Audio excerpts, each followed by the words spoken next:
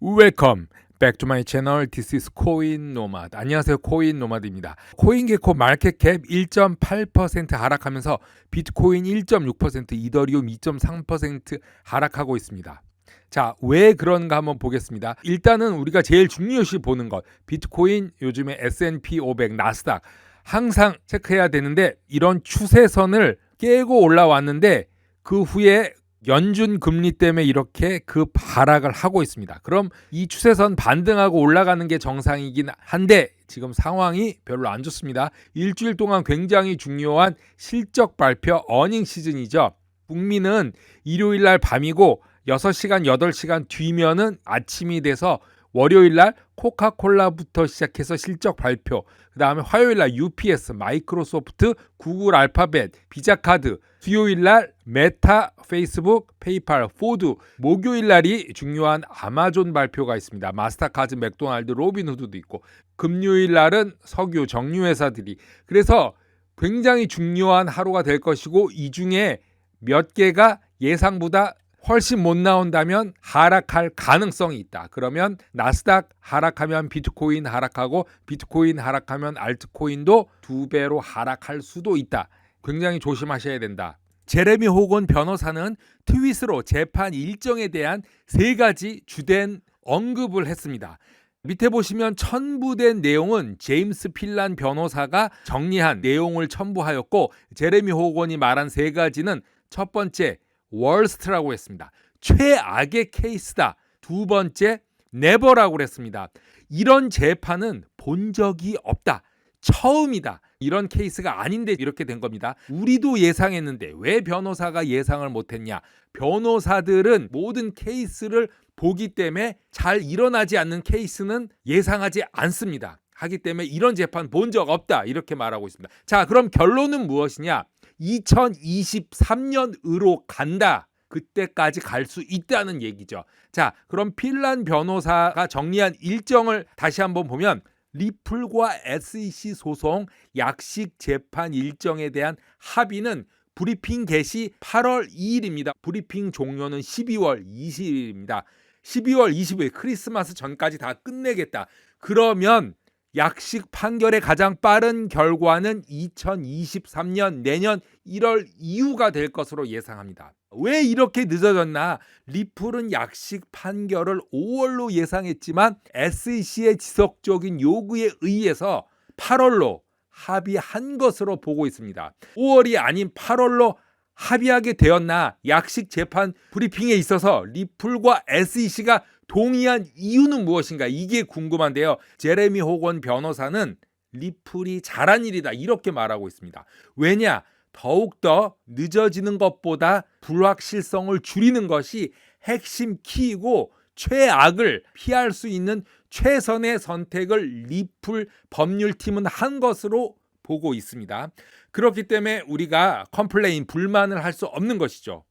하지만 조기 종료의 가능성도 있습니다. 지금 SEC의 상급 기관이 될 수 있는 백악관의 크립토 행정명령 이후 여러 기관에서 계속적으로 보고서가 나오고 있고, 공화당 의원이 SEC에 대한 불만과 요구사항이 직접 SEC에 접수되고 있는 상황입니다. 관건은 SEC 상급 기관의 크립토에 대한 통제권을 누가 가지고 갈 것인가? 큰 그림으로 보면 이것이 맞는 것이 아닌가? SEC가 할 수는 있지만 상급 기관에 의해서 된다면 리플, 아니 크립토 전체 시장을 미국 쪽으로 유리하게도 움직일 수 있다. 이렇게 생각이 되어집니다.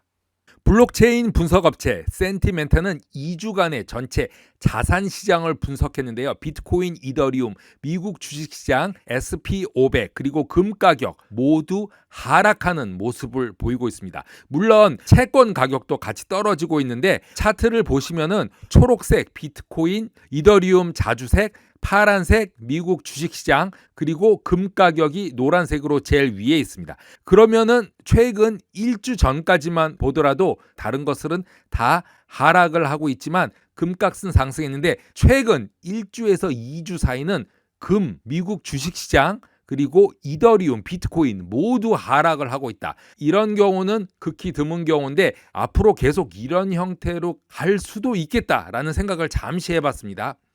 하지만 일부 지역에서의 부동산 시장은 지속적으로 상승하고 있다. 스페인을 일전에 설명드렸죠. 그리고 원자재, 오일, 음식 가격을 주의 깊게 봐야 된다. 인플레이션이 상승, 금리가 상승하지만 모든 것이 다 하락하지는 않습니다. 올라가는 것도 있고 인플레이션과 같이 비트코인도 상승할 가능성이 있어 보입니다.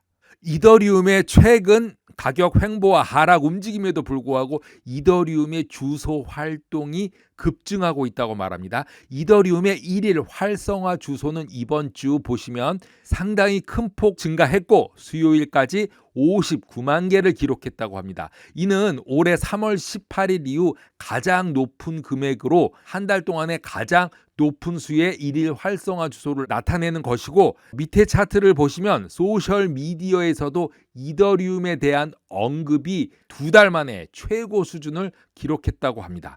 그와 반면에 블록체인 인텔리전트의 인투 더 블록은 이더리움이 지난주 8억 달러의 순 유출을 기록했다고 밝혔는데, 이것은 거래소 유출로 부정적인 의미가 아니라 매집 단계로 나타낼 수 있는 지표라고 인투 더 블록은 말하고 있습니다. 센티멘트에서 에이다의 상승 조건을 보고 있습니다. 2주 동안에 17%나 하락을 했습니다. 상승치를 다 반납을 했는데요. 지지선에 딱 걸쳐 있습니다. 2주 동안 17%나 하락을 했지만 MVRV, 온체인 매트릭스, 일전에도 설명드린 바 2번 있습니다. 에이다 상승을 시작할 적절한 가격 수준에 도달했음을 암시한다, 이렇게 말하고 있습니다.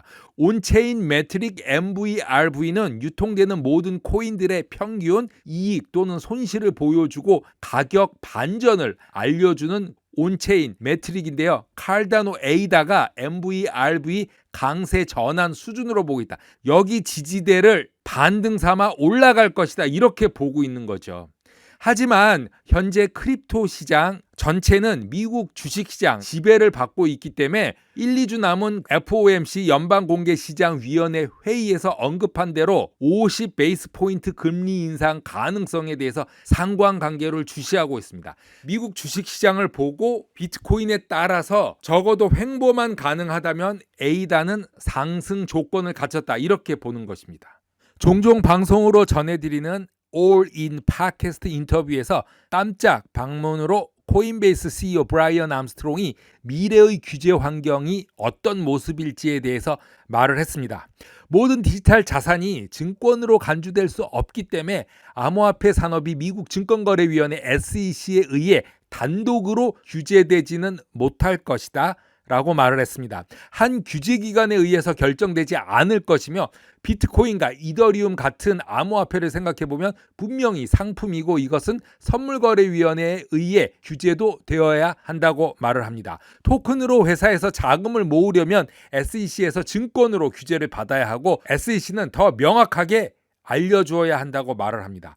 또한 스테이블 코인과 같은 통화도 크립토이기 때문에 미국 재무부가 이 스테이블 코인을 규제할 수도 있다고 말하면서, 마지막으로 어디에도 속하지 않은 암호화폐도 상당수 있다고 합니다. 예술 작품 NFT가 될 수도 있고 이런 것들은 규제가 되어서는 안 될 것이라고 생각한다고 말하면서, 암호화폐 산업을 규제하려면 투자자들을 보호하는 것과 일반 사람들이 접근하기 쉽게 열린 상태로 유지하는 것 사이에서 균형을 만들어야 한다고 말하면서, 사람들을 보호하는 균형을 원하지만 정부가 승자와 패자를 나누는 위치에 있으면 안 된다고 하면서, 합법이라고 해서 꼭 좋은 투자가 되지는 않는다고 말하고 있습니다. 그리고 모두가 사기, 범죄를 없애고 싶어하는 마음이 있기 때문에 사기를 저질렀다면, 즉 투자자에게 거짓말을 했다면 그것은 분명한 범죄가 되어야 한다고 하고, 이런 일이 일어나지 않도록 코인베이스는 정부 누구와도 협력하기를 원한다고 마지막으로 언급을 하고 있습니다.